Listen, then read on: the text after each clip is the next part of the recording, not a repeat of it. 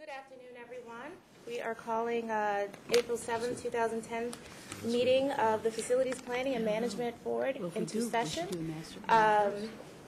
First item on the agenda, College of Staten Island. We're going to hear the master plan from College of Staten Island. So, thank you.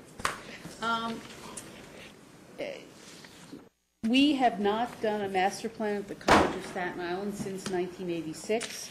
I just want to thank the president of the College of Staten Island, my good friend Tomas Morales, and the entire community out there that has done just an excellent job in terms of working with my staff and the consultant to be able to come up with a new master plan for the College of Staten Island, which will really take them into the next century. And we have with us Mr. Bill McIntosh from Cooper Robertson and Partners, who was the firm that we hired to do the master plan. And Bill is going to give us a brief presentation, but I think Tom has a few things he wants to say.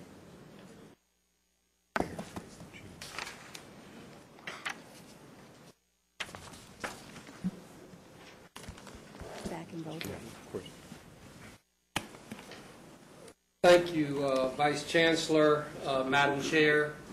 I want to take this opportunity to thank Vice Chancellor Iris Wineshaw and members of the CUNY Office of Facilities Planning, Construction, and Management team, William McIntosh of Cooper Robertson and Partners, Rick's Associates, and other members of the consultant team, and of course, faculty and staff and students who served on the college's master plan steering committee for their contributions in the development of the master plan before you.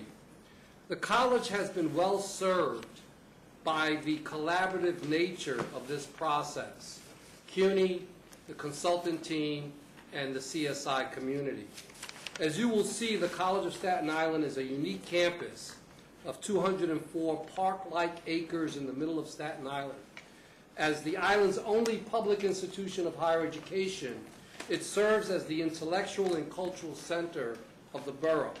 The campus provides world-class learning opportunities for students ranging from doctoral to associate degree education. The potential to develop a world-class residential and commuter campus is captured in this master plan. Thank you for the opportunity to present to you the master plan for your approval. Just one second, Madam Chair. I just also want to acknowledge my staff, Megan and Elizabeth and Garrett, who really put a lot of work and effort into this, as well as John Haynes is here. And the staff really worked quite a lot of long hours, and they did a lot of schlepping back and forth to Staten Island. So. I second that. Well, I'm very pleased to provide you all with a brief overview of the master plan amendment and answer any questions you might have as we proceed to take this draft and turn it into a final master plan in the coming weeks. As Dr. Morales said, the College of Staten Island plays a unique role in the borough as the only CUNY college and only college.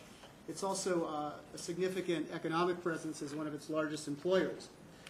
The campus has about 10,000 full-time equivalent students, 1.3 million gross square feet, and at 204 acres is the largest college campus in New York. The campus is centrally located near the Staten Island Expressway, but pretty remote from rail access. While there are buses that serve the front gate of the campus, and while the campus has instituted a very effective shuttle to the Staten Island Ferry, the campus remains largely dependent on car access. The campus opened in 1993. It was converted from the former Willowbrook State School. The 1986 master plan, you can see a vision of that model in the lower left with a lot more trees and definition to the open space.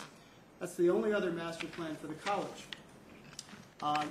While the buildings are largely either renovated or new in the last 17 years since the college opened, the underlying infrastructure inherited from Willowbrook is about 70 years old and in many cases failing.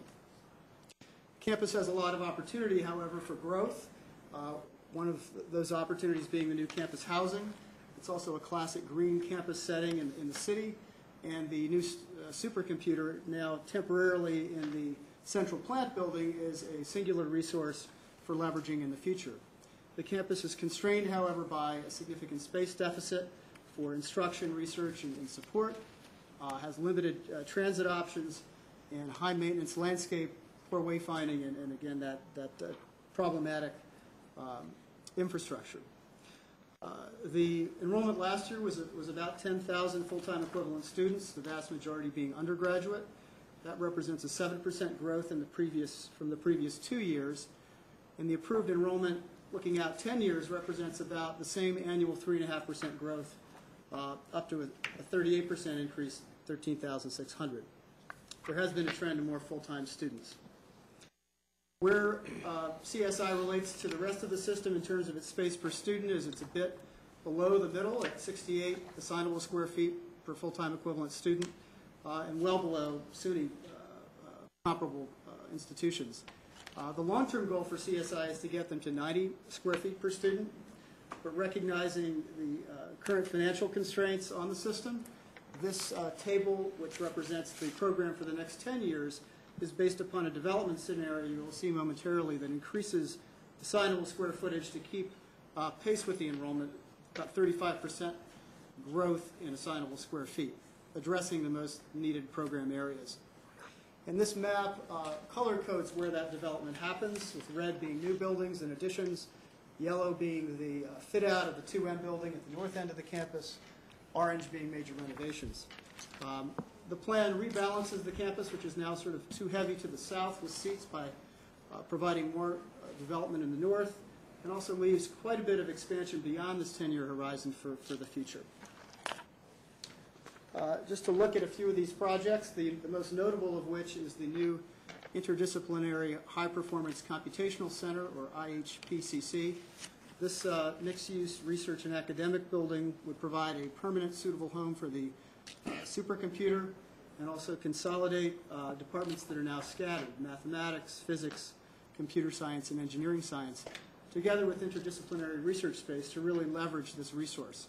The building also provides an opportunity to better diversify the array of classrooms on campus, have study space, lab space, and faculty office. Altogether, it's projected at 100,000 net square feet, 175,000 gross square feet. This is a conceptual rendering of what it might look like in the center here, with its entrance, the Great Lawn, Building 2A, which is a student service center, and the Center for the Arts, with this proposed new walk with sustainable landscaping and bike path to knit the north and south of the campus, called Campus Walk.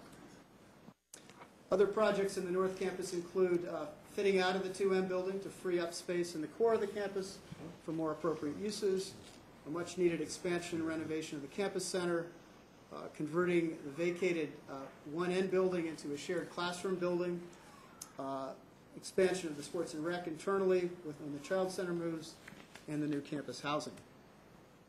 In the center of the campus, space that's moved into the 2M building permits several opportunities, the most significant of which is taking a back office building at the front of the campus and turning it into an appropriate front door as a welcome center for Building 3A with an adjacent transit center, and making 2A into a fully fit-out student service center.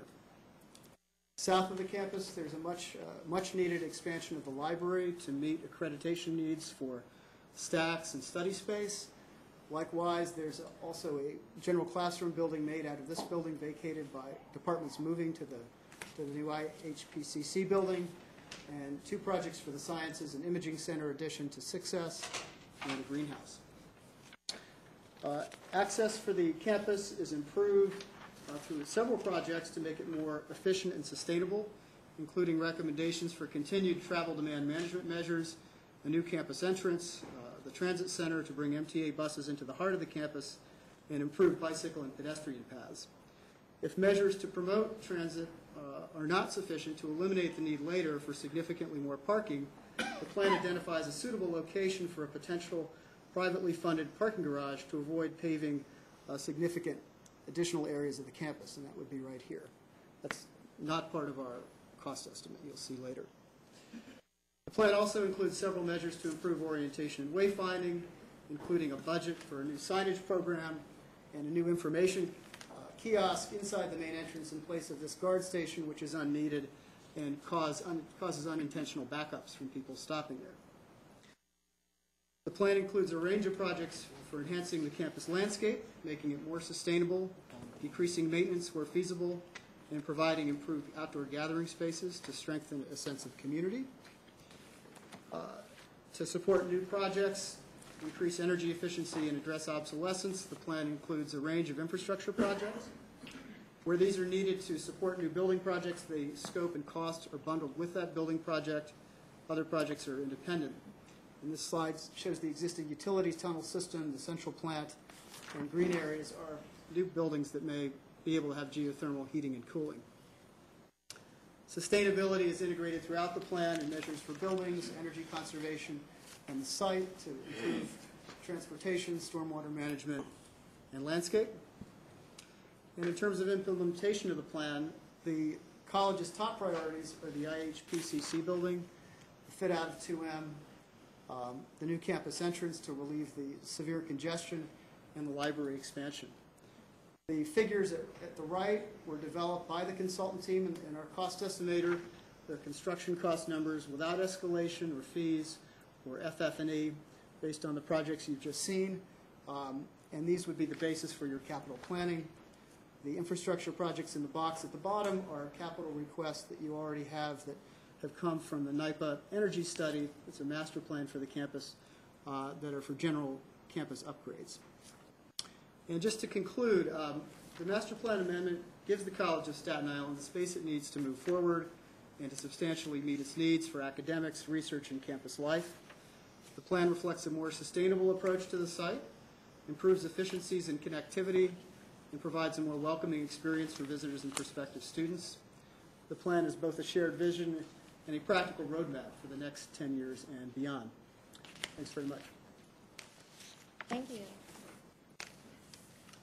Any questions? Yes, I have two questions, just clarification. Number one, if we refer to the chart of floor area per student in your benchmarking, if we go in order of the phase development that you have here with the building projects, starting first with the intermediate high performance computational center, if we just use that one, which is the priority, what will that do to the floor area per student? How will these change with each of these projects? Did you do that, just out of curiosity? We have not done that, but it would be an increase of 100,000 net square feet on top of an occupied square foot base of 677,000 square Okay, feet. so 1/6 in terms of percentage. And the second question has to do with a constant, and I find always exciting, reference to a transit center. Is that wishing that MTA will do more than they are doing, or are there plans in place to coordinate with MTA to make this transit center more than just a title? I'll defer to Dr. Morales on that. Either he or I, but we both do it. I mean, clearly it's going to be our goal to reach out to the MTA and try and work with them so that they will provide additional mass transit to the campus. I have to applaud Dr. Morales. He now has a bus that goes from the Staten Island ferry to the campus, and it has gotten a tremendous amount of passengers. And so clearly, I think both the students and the faculty who go to the College of Staten Island would like that public transit option. So I know from my position, I will be working very closely with the MTA to try and convince them that this is the right thing to do. Is there a possibility for bus connection to the rail service as well? Well, we're working on a number. I've convened a transportation task force made up of students, faculty, and staff. We've already had several meetings with MTA and with the Staten Island representative to the board of the MTA. Our faculty has also been actively engaged in talking with MTA as well. And it was just listening to students and faculty that gave rise to the shuttle. The shuttle is providing transit to 10,000 riders a week. It's a way to open up the campus to the rest of the city. Many of our students actually, who, for example, who go to the Macaulay's Honors College, will leave their cars on campus and take the shuttle to the ferry and public transportation up to the west side. So it's really worked very well. We do need the MTA to be more responsive to the needs of the college community. The college actually is the largest single organization on the island, where 16,000, 14,000 students, approximately 2,000 employees come and go every week to the campus. And I'm sure I'm being lazy here. Somewhere in here it has the number of parking spaces that you have Yeah, on there are campus. 3,000 existing parking spaces. And you would have to expand given the enrollment increases. Well, that was quite a complicated issue. We provided some nominal increase for visitor parking.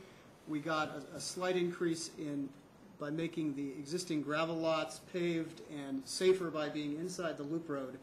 But we did not add a significant number of parking spaces because there's so much land area already taken up by parking. So that actually occupied probably the majority of the question and answers at the town hall meetings, was the whole question of parking.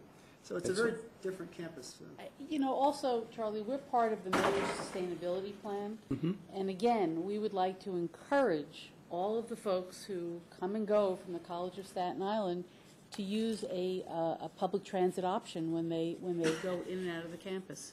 Well, I'm sure I'm preaching to the choir here, but in terms of justifying this budget, there are obviously some very positive outputs and impacts, both in terms of floor area per student, but also with the whole issue of sustainability in transit, the bicycle paths, the linkages, et cetera, all of which I'm sure you're doing, but it wasn't, reading this, it wasn't terribly clear. Or am I just reading a summary? I'm reading a summary. There's a fuller plan. You're Right. just reading No, a summary that we prepared. I think it's for the board. fabulous, but I'm just really, given the expansion of the campus and automobiles. Thank you. Thank you. Thank you. Any other questions? Okay, well, thank Thank you you. very much, and congratulations on all the hard work, Vice Chancellor, as well as President Tomas Morales. I know that since 1986, it was a long time since there's been any substantial change, so it's quite impressive, the amount of ground that you're attempting to cover in this one shot, so congratulations to you. I want to again thank Iris's staff. They really did an Yes, incredible job. absolutely. I said it was Elizabeth, it's Mariah, excuse me. Okay, thank you. Okay, we're going to move on, and what I'm going to do is I'm going to turn it over to Vice Chancellor Weinschel. She's going to go through the remaining items on the agenda, and then we will vote at the end. Vice Chancellor. Thank you. The first item is a CM build contract for the renovation at 17 Lexington Avenue, the field building. And this resolution would authorize CUCF to execute a CM build contract with Liro Program and Construction Management on behalf of Baruch College for Phase 1 of the renovations to 17 Lex. And what's most, I think, prominent about this item is that the contract is not with DASNY, but it is with CUNY. And CUNY will be overseeing the construction at 17 Lex. So you're going to see more and more of these types of contracts, and we're rather thrilled and happy about that. I think, as everybody knows, the field building at 17 Lex was built in 1929, and today the building is in need of extensive infrastructure and programmatic renovations, really to enable the college to meet today's demands for students and teachers. This is Phase 1 of the renovation, and it's going to include infrastructure upgrades, including full floor renovation of 4 entire floors, plus building-wide renovations of space, use, and layout. Are there any questions about? No? Okay. The second item is for Brooklyn College. It's an amendment to a prior resolution to authorize the acceptance of a gift from the Brooklyn College Foundation and the execution of a consultant contract with Pfeiffer Partners for the new Performing Arts Center at Brooklyn College. The amendment reflects a $2.5 million increase in the total gift which would bring it to $7.5 million, and an increase in the amount of the consultant contract from approximately $3.6 million to approximately $6.8 million. The Brooklyn College Foundation offered a gift of $5 million to help fund a new performing arts center, which was originally designed to sit between the Gershwin and Whitman Theater wings. The discovery of a sewer water main beneath the proposed site has required a redefining of the site and the building program, so that the new Performing Arts Center will now replace the existing Gershwin Theater wing and incorporate a new campus entry gateway at Hillel Place. The additional gift of $2.5 million from the foundation, bringing the total gift to $7.5 million, will help to fund the additional costs resulting from this reprogramming. And I might point out that not only did Pfeiffer and Partners have to redesign the building, but we had a lot of back and forth with DEP in terms of this sewer main that ran through our site. So they really did a yeoman's share in terms of both redesigning the building and figuring out how we were going to deal with DEP regarding this water main. The next item is the College of Staten Island Master Plan, which we went through. The fourth item is for Queens College, and it has to do with the Rosenthal Hall renovation. This resolution would authorize a construction contract on behalf of Queens College for design and construction-related services for Phase 1 of the Rosenthal Library renovations. Roosevelt Hall is a 20-year-old building which is in need of major and minor upgrades to accommodate the current needs of the college. Phase 1 will include upgrades to the main circulation desk, installation of additional student workstations and computers in the general study areas, installation of additional HVAC, IT, and electrical services, and the building of an enhanced print copy center and a new smart classroom. Item number 5 is an item for Medgar Evers College. This is a building operation and management services for the new School of Science, the new building of Science, Health, and Technology. Resolution to authorize a consultant to contract on behalf of Medgar Evers for building operation management services for the new School of Science, Health, and Technology. This new 7-story building will house the college's new School of Science, Health, and Technology and is scheduled to open in full use by June of 2010.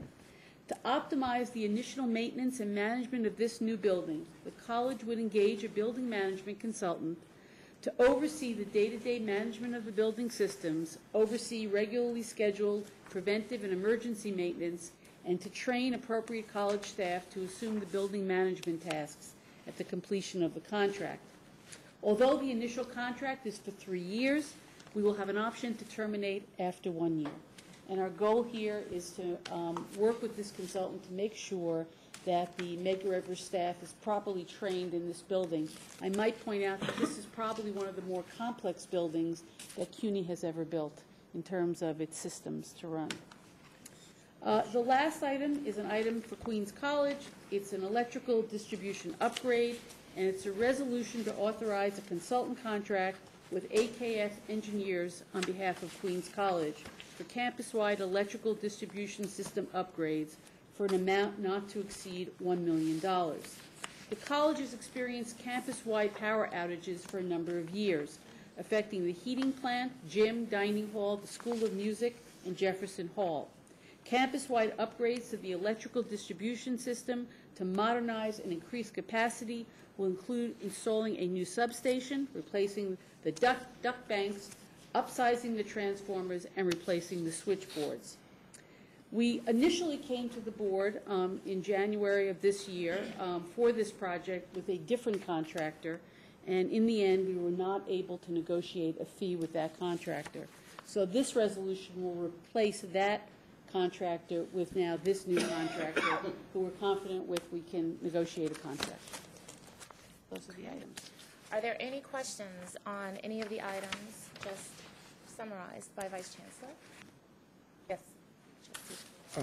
The Medgar Evers, is it standard that we contract out the building operations and maintenance with all of our campuses?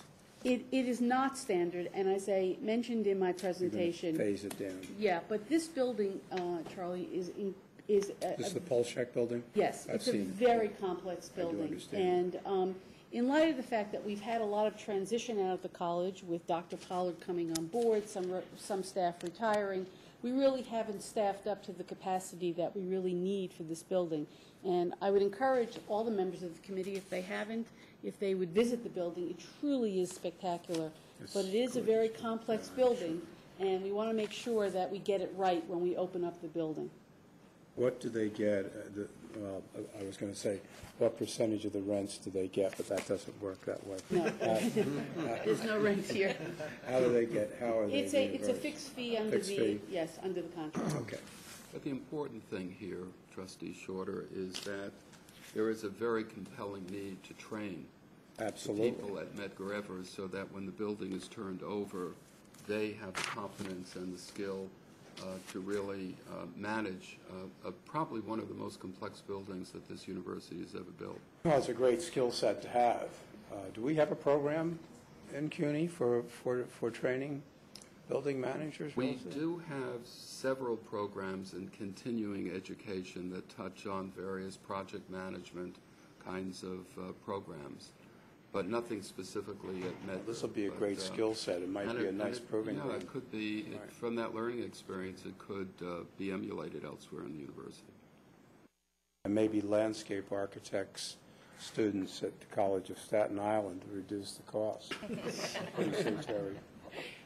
Trustee Phillips. I'd just like to comment, I was at the Medgar campus recently, and it is in fact a spectacular building that's going up next to it. It's changed everything on that campus. It looks wonderful. Certainly is needed. Anything else? Nope, that's it. Okay, taking care of some housekeeping business here, I skipped over the approval of the minutes from the meeting of January 4th. So assuming everyone has had a chance to review those minutes, are there any proposed changes? May I have an adoption, motion for the adoption? Second. Fantastic.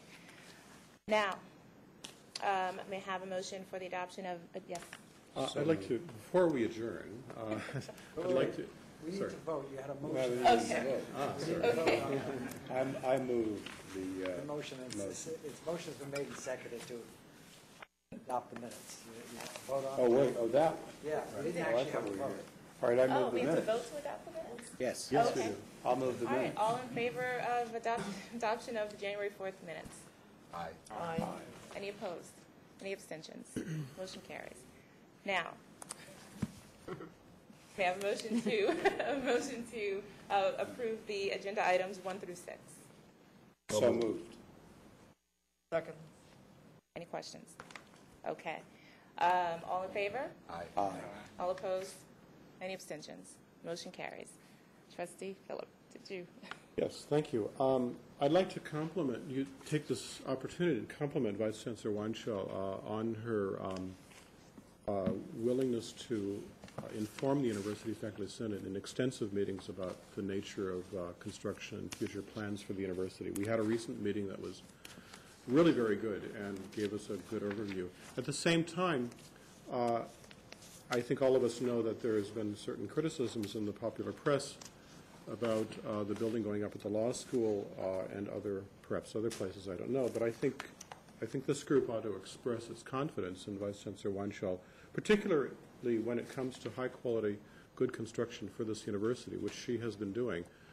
It's important for our faculty and students to get the best facilities they can get. And it's been a long time coming for some of us, but we need those facilities, and I think this group might express that confidence. Here, here. Absolutely. Agreed. Absolutely.